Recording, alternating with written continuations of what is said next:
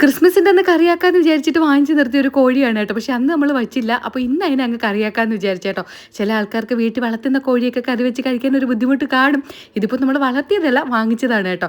അപ്പോൾ വാങ്ങിച്ച് ഇവിടെ നിന്നിട്ട് ഇപ്പോൾ കുറേ ദിവസം ആയതുകൊണ്ട് പിന്നെ അതിനെ അങ്ങ് കറിയാക്കാമെന്ന് വിചാരിച്ചാണ്. എനിക്ക് ബ്രോയിലർ ചിക്കനെക്കാളും കൂടുതൽ ഇഷ്ടം നാടൻ കോഴി കഴിക്കാനാണ് കേട്ടോ. ചില ആൾക്കാർക്കാണെങ്കിൽ ഈ നാടൻ കോഴിയിൽ വലിയ പീസൊന്നും ഇല്ലാത്തതുകൊണ്ട് അത് കഴിക്കാൻ ഇഷ്ടമേ കാണൂല. എനിക്കെന്തോ അതിൻ്റെ ഒരു മണവും ഭയങ്കര ഇഷ്ടമാണ്. എനിക്കതിൻ്റെ ലിവറൊക്കെ കഴിക്കാൻ ഭയങ്കര ഇഷ്ടമാണ് കേട്ടോ. പ്രത്യേകിച്ചെന്ന് പറഞ്ഞാൽ ഈ നാടൻ കോഴി പിന്നെ എടുക്കുന്ന ഒരു സമ്പ്രദായമുണ്ട്. അതിൻ്റെ തൊലിയൊക്കെ ഇങ്ങനെ കിട്ടും. അങ്ങനെ കറി വെച്ചിട്ട് അതിൻ്റെ ഈ തൊലി പറക്കി കഴിച്ചുകൊണ്ട് കിടക്കാനാണ് എനിക്കിഷ്ടം. അതാകുമ്പോൾ പെട്ടെന്ന് അങ്ങ് കഴിച്ചിറക്കാൻ പറ്റൂല. കുറേ സമയം വായിലിട്ട് ഇങ്ങനെ കഴിച്ചിരിക്കാം. അതുകൊണ്ട് ബബിൾക്കം പോലെ. നാടൻ കോഴിക്ക് നല്ല വേഗമുള്ളത് കൊണ്ട് ഞാൻ ആദ്യം അതിനെ അങ്ങ് ചിക്കനെ കുക്കറിൽ അങ്ങ് വേവിച്ചെടുത്തേട്ടോ. കുറച്ച് സവാളയും ബാക്കി കുറച്ച് പൊടികളും ഇട്ട് അതിനങ്ങ് വേവിച്ചെടുത്തിട്ട് പിന്നെ നല്ല വിറകടുപ്പിൽ ഉള്ളിയും സവാളയൊക്കെ വഴറ്റിയെടുത്തിട്ട് പിന്നെ ചിക്കനും ഇട്ട് മസാലപ്പൊടികളൊക്കെ ഇട്ടിട്ട് അതിലങ്ങ് ആക്കാമെന്ന് വിചാരിച്ചോട്ടെ. ഈ വിറകടുപ്പിൽ ഉണ്ടാക്കിയെടുക്കുന്നതിന് ഭയങ്കര ഒരു ടേസ്റ്റാണ് കേട്ടോ. ഇത് സത്യം പറഞ്ഞാൽ ഈ ചിക്കനും അതിലിട്ട് വേവിച്ചെടുക്കണം. അപ്പോഴാണ് അതിൻ്റെ ഒരു ടേസ്റ്റ് വരുന്നത്.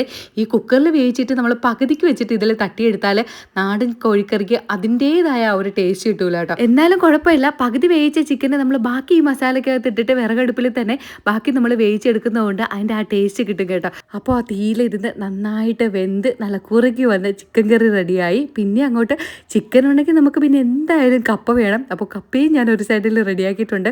കാത്തൂട്ടിയുടെയും തനൂട്ടിയുടെയും ഫ്രണ്ട്സ് ഇവിടെ അവധിയായതുകൊണ്ട് ഇവിടെ തന്നെയാണ് രാവിലെ തൊട്ട് വൈകുന്നേരം വരെ കേട്ടോ കളിക്കുന്നതൊക്കെ. അപ്പോൾ അവർക്കും ചിക്കനും കപ്പയൊക്കെ കൂടെ കൊടുത്തു. ഞാനും ഇരുന്ന് കഴിച്ചു. എന്തായാലും നല്ല അടിപൊളി ടേസ്റ്റ് ആയിരുന്നു.